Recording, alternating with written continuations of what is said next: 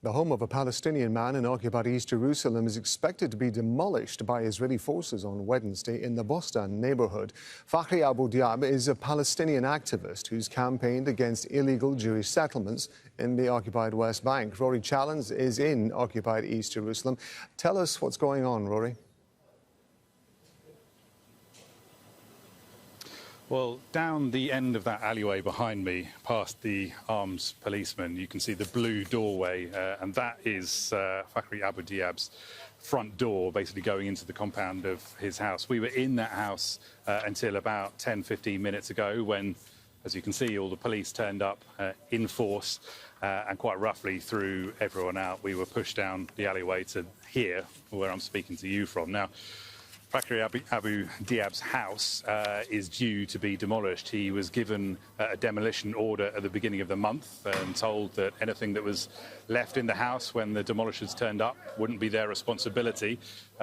We can see now that there is a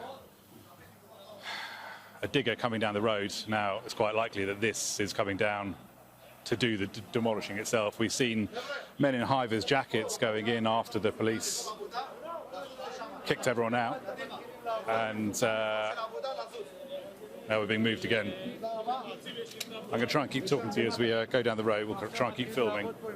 So, Fakhri Abu Diab is a campaigner who campaigns for the preservation of Palestinian houses in this area.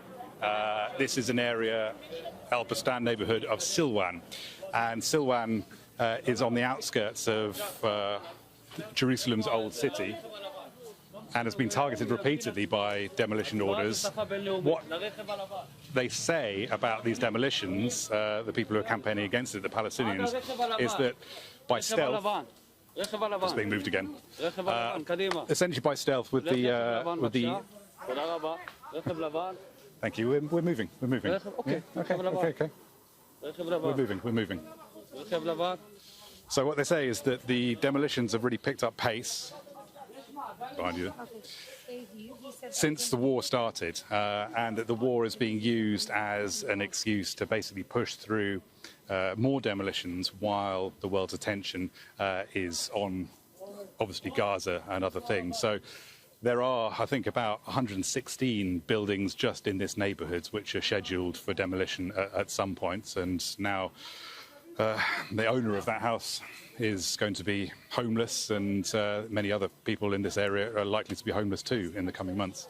Rory, just give us a little bit of background for those of us who may have not been following this the story closely. Why is it that the Israelis use the demolition of homes as a method, not only, of course, of dealing with situations that you're talking about, but also, of course, we've seen them as almost punishments as well for some Palestinian families? Well, yeah, it depends area by area. So this area is part of it's basically a part of Jerusalem that is the Israeli authorities want to develop into a theme park, essentially, a religious theme park, the City of David theme park. What they say is that the houses here are illegal. They have been built without permits, and that is the mechanism by which the authorities can come in and do what we're seeing them do right now. In other parts of the West Bank, in occupied East Jerusalem, it depends. It depends on area by area.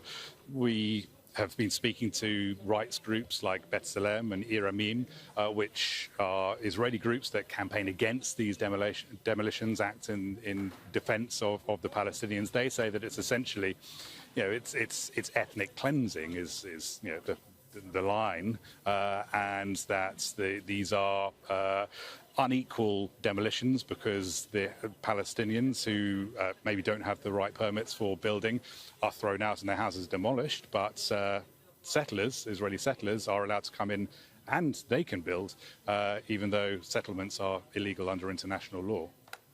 Rory, thank you very much indeed. Obviously, we're going to be coming back to you as the things progress over the coming hours, but for now, Rory Challens in occupied East Jerusalem, thank you very much indeed.